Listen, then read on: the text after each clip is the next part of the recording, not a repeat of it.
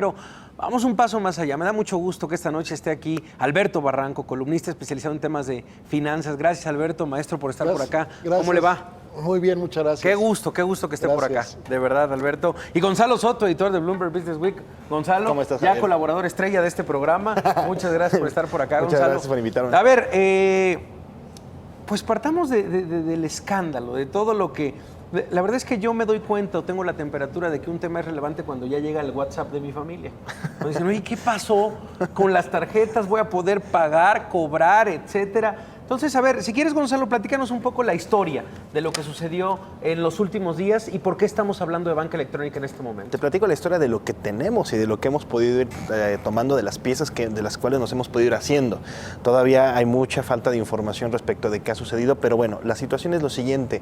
Hubo un ciberataque a los proveedores, a algunos sistemas proveedores de los bancos para conectarse al sistema SPEI, de los cuales los ciberdelincuentes, porque ya nos han dicho que hackers no necesariamente tiene que ser algo negativo, los ciberdelincuentes sustrajeron recursos de parte de algunas cuentas concentradoras y las repartieron en diversas cuentas individuales que a su vez utilizaron otras personas para ir a hacer retiros en pequeño, digamos, robo hormiga, entre comillas, de todos estos recursos de parte de los bancos. Hasta ahorita, por ejemplo, tenemos información, Banorte es de los más afectados con 150 millones de pesos, que es algo que el propio banco ya reconoció.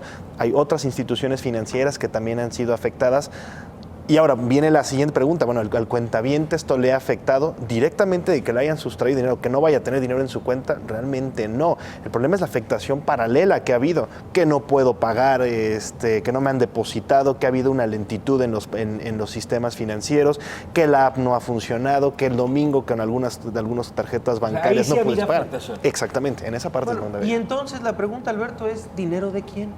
Esos Bueno, 400 millones de pesos, ¿dinero de quién se lleva? Dinero de los bancos. No estamos hablando efectivamente de ninguna afectación a la clientela, porque no hay una cuenta específica donde le sacaron dinero. Pero a mí me parece que es un tema de gran trascendencia, porque coloca en el filo de la navaja un esquema toral del país para que la gente esté integrada al sistema electrónico de pagos. Eso, resquebrajar la confianza en eso es muy delicado. ¿Por qué ha tardado años, no? O sea, yo creo, ¿cuándo fue la primera vez o cuándo se empezó a hablar de comercio electrónico, de banca electrónica? ¿Cuándo pudo Alberto Barranco, no sé si lo recuerdes, por primera vez hacer un depósito en Internet? Yo creo que tendrá, si acaso, 10 años. Sí. Vaya, que es un periodo de tiempo considerable, pero a la vez es un periodo en el cual todavía la confianza es de, no, yo voy y deposito mi dinero y yo voy y lo recibo aquí. Por eso, justamente cuando se está sembrando la semilla para que la gente utilice ese esquema, viene este asunto. Por eso me parece muy importante que se esclarezca hasta las últimas consecuencias, que la gente sepa exactamente qué pasó, por qué pasó y qué tan vulnerables son realmente los bancos. Porque hoy Bancomer en su convención estaba hablando maravillas del hecho de que había avanzado en la banca electrónica y de pronto se les cae el sistema. ¿Ah, sí? Sí, bueno, había alguna afectación, pues. Y claro, el caso más terrible fue el del Citibanamex, donde la gente que tenía su cuenta de nómina no podía cobrar. Después fueron a hacer cola a los bancos para ver si ahí les daban el dinero y se saturó finalmente todo el servicio de Banamex.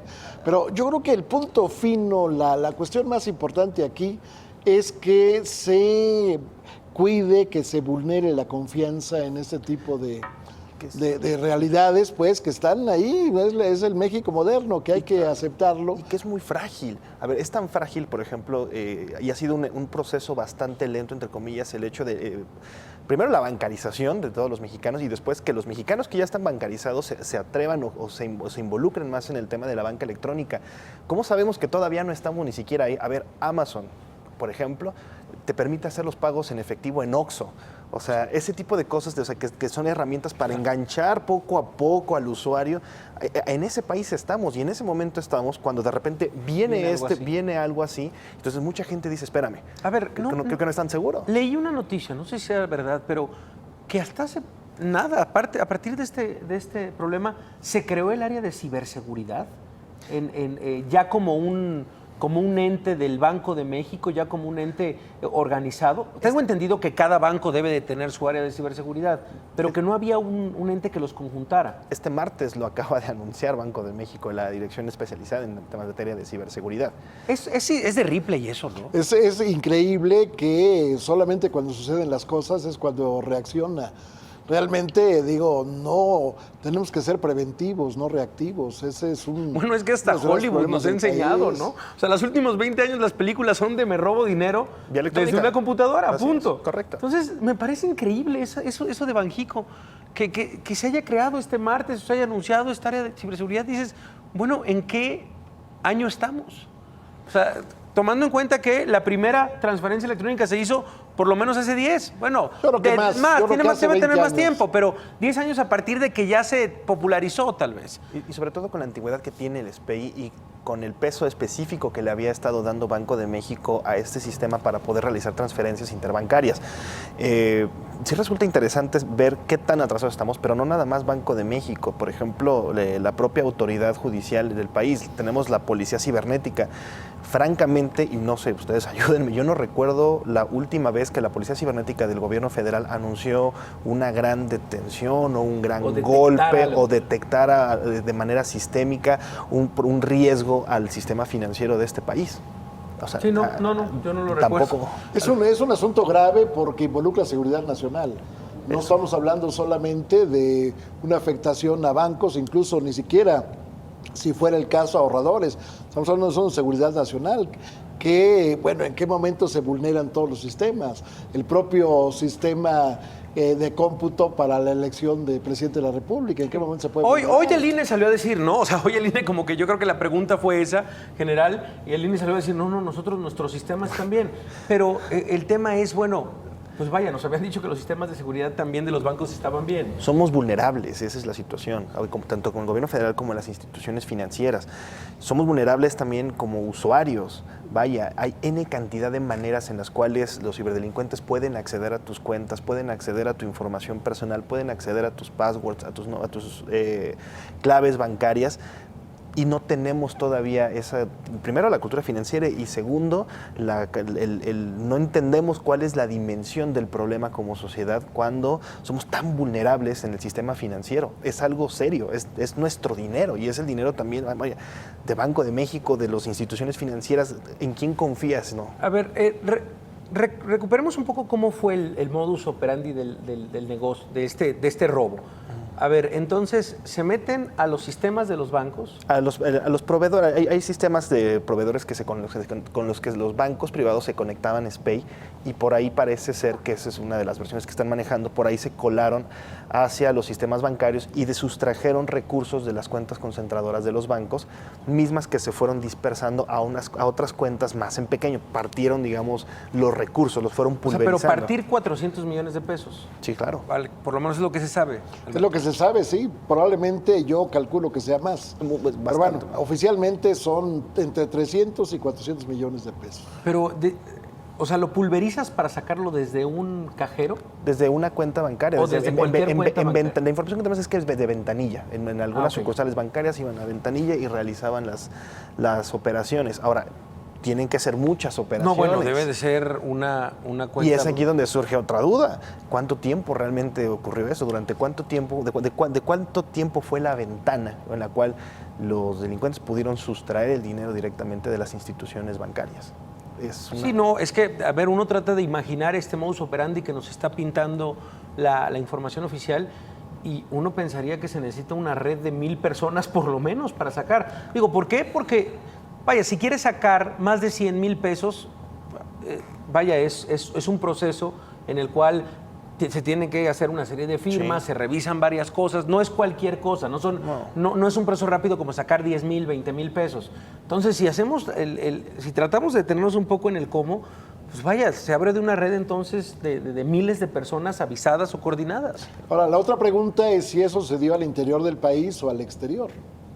Y en ese caso, ¿con quién se juntaron para hacer ese tipo de tomarle el dinero que estaban saqueando? Sí, porque eso tuvo que hacer en México. Es difícil que se hagan transferencias hacia el exterior de ese nivel. Estamos hablando de pesos. Claro. Entonces, ¿dónde está el asunto real? Que además, digo, yo creo que suponer que hay involucramiento externo, digo, no pues una tan descabellada en un momento donde hemos visto interferencias de parte de ciberdelincuentes en Rusia, en Estados Unidos, en Venezuela, en donde sea, y que al final hayan querido obtener un beneficio, vieron la vulnerabilidad aquí en México. Ahora sí que a río revuelto dijeron, pues ahí hay una vulnerabilidad, lo podemos tomar. A ver, y entonces, para ir cerrando, Alberto, ¿qué te preocupa a ti después de estos días de incertidumbre, de estos días en donde hay información a cuentagotas? ¿Qué te preocupa y qué recomendación le harías al usuario? Bueno, me preocupan dos cosas. Uno, que ha pasado tanto tiempo. Como que se abrió una ventana y se quedaron varias rendijas, ¿no? Porque estamos hablando desde el 27 de abril. O sea, estamos hablando de 18 días que han pasado y bueno, poco a poco han surgido los asuntos. El primer banco que lo reconoció fue Banorte, pero ¿qué pasa si Banorte no lo reconoce o simplemente no lo hace público? El escándalo, pues, ¿en qué momento hubiera aflorado? Eso me preocupa, y me preocupa también el hecho de que se pueda, lo que decíamos al principio, resquebrajar la confianza de la gente. La gente debe tener certeza plena de que el sistema bancario está lo suficientemente sólido para que no pueda ser vulnerado por nadie, ni del exterior ni del interior del país. Hoy la percibes, o sea, hoy percibes a tus lectores. Sé que también estás en Twitter.